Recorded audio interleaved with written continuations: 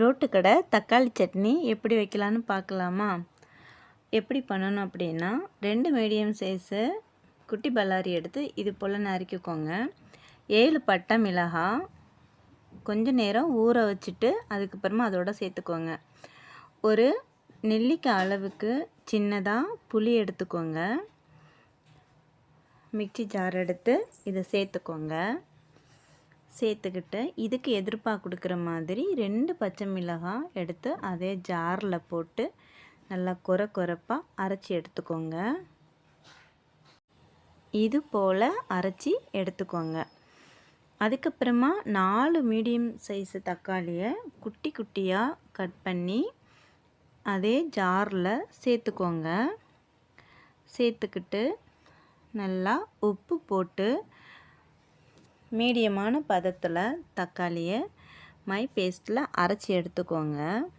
அப்புறம் ஒரு சட்டியை அடுப்பில் வச்சுட்டு கடுகு போட்டு கடுகு பொரிஞ்சு வந்ததுக்கப்புறமா நம்ம அரைச்சி வச்சுருக்கிற அந்த தக்காளியை எடுத்து சாறு எடுத்து அதில் ஊற்றுக்கோங்க. அப்படி நீங்கள் ஊற்றும்போது நீங்கள் உடனே தண்ணி ஊற்றக்கூடாதுங்க. ஏன்னா தக்காளியில் எப்போதுமே வதக்கும்போது தண்ணி ஊற்றணும் அப்படின்னா பச்சை வாடை சாமானியமாக போகாதுங்க. இது போல் நல்லா கொதி வந்ததுக்கு அப்புறமா உங்களுக்கு வேணுங்கிற அளவுக்கு அரை செம்பு தண்ணி ஊற்றிக்கோங்க. அதோடைய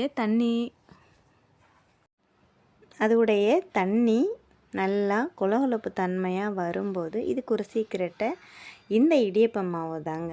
இதில் 2 ஸ்பூன் எடுத்து நல்லா கிளறி விட்டுக்கோங்க. கிளறி விட்டுக்கிட்டு நல்லா கொதி வந்ததுக்கப்புறம் இந்த இடியப்ப மாவை ஊற்றி நல்லா கிண்டிக்கோங்க. அப்போ இது நல்லா மிக்ஸ் பண்ணும்போது கமகமன்னு வாசனையாக இருக்குங்க. ஓகேங்க, ரோட்டு கடை தக்காளி சட்னி ரெடி ஆயிடுச்சு. இதே போல் நீங்களும் ட்ரை பண்ணி பாருங்கள். செம்ம டேஸ்ட்டாக இருக்கும். நம்மளுக்கு சட்னி தயாராகிருச்சுங்க. இந்த சட்னி வச்சிங்கன்னா எத்தனை தோசை வேணாலும் சாப்பிடலாம், எத்தனை இட்லி வேணாலும் சாப்பிடலாம். அவ்வளோ டேஸ்ட்டாக இருக்குங்க. பவுலில் ஊற்றி அதுக்கப்புறம் சாப்பிட வேண்டியதாங்க. ஓகே, பாய்.